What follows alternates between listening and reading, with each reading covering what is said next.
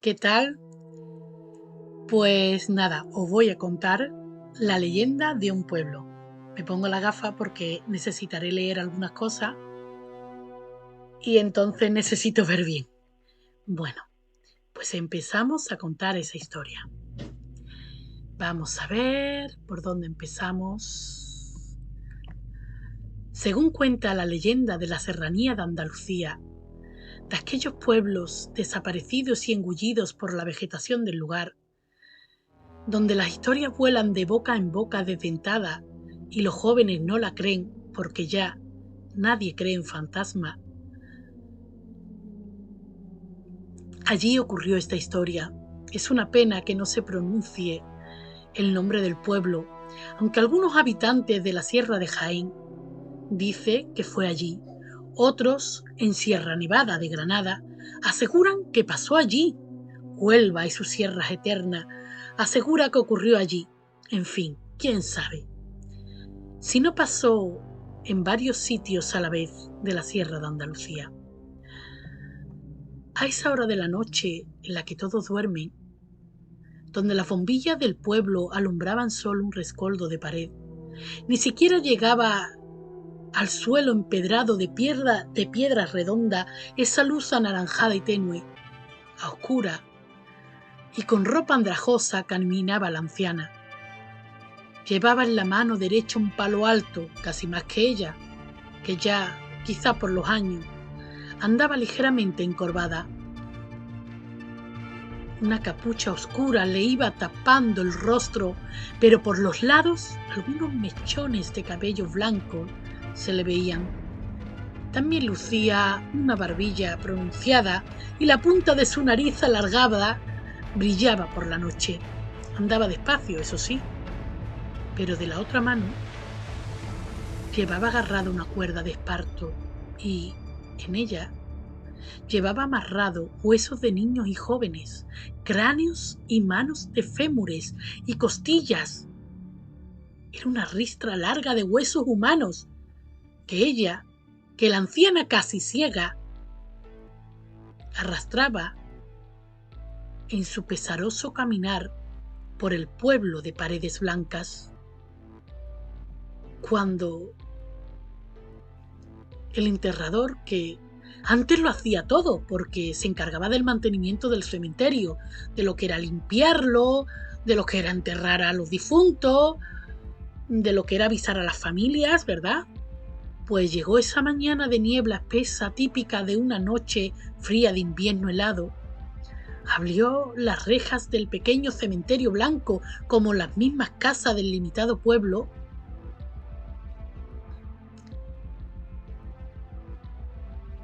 Enterrado ese pueblo pequeño entre grandes montañas embravecidas de árboles fornidos, cuando el hombre de aspecto triste y con ropa oscura abrió la reja y levantó la vista, se quedó pálido, tembloroso, y dio un grito que ahogó el cuervo que graznaba en algún árbol cercano. Algunas tumbas estaban rotas, habían sacado las pertenencias de los difuntos. Había ropa llena de moho y rotas por allí. El hombre, lleno de miedo porque intuía lo que podía ser, fue mirando en cada caja de madera que había sacado para la superficie y estaba toda rota. Pero realmente lo que más le llamó la atención a aquel pobre hombre, que no sabía ni leer ni escribir, que toda su vida se había dedicado a coger las ataúdes vacías y llenas y a meterlas bajo tierra y con su pala echar arena encima, para luego ponerle una cruz sencilla y de madera si eras pobre, y si era de los pocos ricos que habría en el pueblo, pues una cruz un poquito más elaborada. Lo que más le llamó la atención, como decía, que no había rastro de los muertos, no había huesos ni pelos. Los ataúdes estaban llenos de arena, rotos, con ropas desgarradas. Pero los huesos de los difuntos, lo que debía de haber en aquellas cajas, eso no estaba, ni se le veía por ningún sitio. Cuando la noticia llegó al resto del pueblo, donde todos se conocían porque prácticamente eran como familia, sino familia, porque todos eran primos, cuñados, hermanos, sobrinos de todos, un alarido de dolor subió al cielo. Y más aún, cuando se dieron cuenta que las cajas que habían profanado eran de niños, que por aquella época morían mucho, de las mujeres jóvenes que morían en el parto, o de los mozos fuertes que trabajaban en el campo, aún fue peor. Los pueblerinos se llenaron de rabia, los jóvenes y viudos gritaban amenazas al cielo, las madres sin hijos se daban golpes en el pecho, sin saber expresar de otra forma el dolor que sentían. Ellos mismos fueron llenándose unos a otros de rabia y odio, de penas y miedo, mientras en la montaña, no muy lejos del pueblo, en una chabola calentada por un parvo fuego, una anciana de aspecto repulsivo reía la desgracia. El populacho, lleno en parte de miedo, pidieron que un cura se quedara en la iglesia del pueblo. Allí venía un cura los fines de semana, pero ahora exigía que estuviese uno allí. El arzobispo, al ver lo que había pasado, decidió mandar a un cura, que antes de cura fue monje, que pensó que llevaría bien con la gente del pueblo. El cura que llegó al pueblo era un hombre calvo, alto, delgado, con aquella sotana negra, con aquella ojera rosada, parecía más bien el ayudante del diablo. Pero la gente no se quejó, porque el hombre daba misa todas las tardes por las almas de los difuntos y por las mañanas rezaba el rosario a las ánimas benditas del purgatorio. No tardó mucho en llenarse el pueblo de desgracia. Una extraña fiebre con una sudoración que ponía el cuerpo amarillo, tiñendo también la ropa, junto con unas visiones fantasmales que atormentaban al enfermo, haciéndole padecer unos dolores insufribles, estaban acabando con la gente del lugar.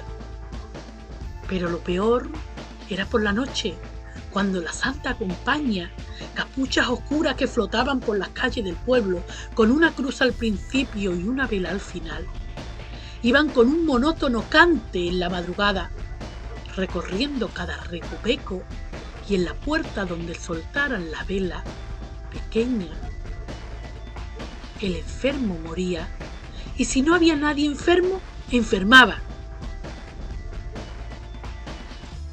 Al principio venía el médico del lugar, pero este, al verse desbordado, corrió la voz a otros colegas y llegaban médicos de todo sitio.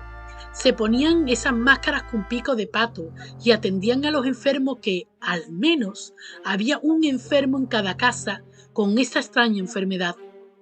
Pero por desgracia no sabían sanarlos, y entre sus manos y ojos veían morir a las personas. El enterrador se lo dijo al cura, que una terrible maldición había caído en el pueblo, que una maldita bruja a la cual echaron del lugar los había maldecido. El cura no dijo nada, solo cogió su rosario de cuentas gordas y negras, como el suspiro de la noche, y comenzó a rezar, más a menudo que antes y con más fe. Pero la cosa no mejoraba. La Santa Compañía se paseaba por las calles como sombra de las sombras de la noche, y ya no se escondían. Cualquiera que se asomara a la puerta podía verla. Así que las pocas familias sanas se fueron marchando del lugar, aterradas por la enfermedad y por las cosas que pasaban en el pueblo. Cogían el tren de carbón que pasaba por allí y se iban lo más lejos posible. Y digo yo, ¿cuánto ha pasado de esto? ¿Cuánto crees, mi querido oyente, que ha transcurrido en el tiempo? Pues no hace mucho que unos jóvenes alocados, en un grupo de senderismo, llegaron a un lugar devorado por las plantas autóctonas de aquí de Andalucía, ya casi No quedaban casas, solo unos ladrillos antiguos amontonados, haciendo alusión a que en algún momento había sido un hogar. Había derrumbes a uno y a otro lado, pero eran incapaces de distinguir si lo que pisaban eran calles, carreteras, aceras, asfalto. No sabían. Vieron una gran torre altanera que parecía que aún conservaba la campana, y en lo alto una pareja de cigüeñas celebraban el nacimiento de un pollo. La iglesia, aunque en parte derruida, se conservaba. Así que los jóvenes entraron llenos de curiosidad, pero al entrar casi que les da un infarto. En el reclinatorio, en un rincón oscuro, había una momia, con la sotana de un cura intacta, y entre sus manos huesudas cargaba el rosario de cuentas negras y gruesas. Detrás de él, no muy lejos, había en el suelo una silueta de una mujer quemada. Eran cenizas moldeadas, haciendo el rostro de una anciana. Aún había harapos, y el palo de la bruja estaba allí también en el suelo, tirado.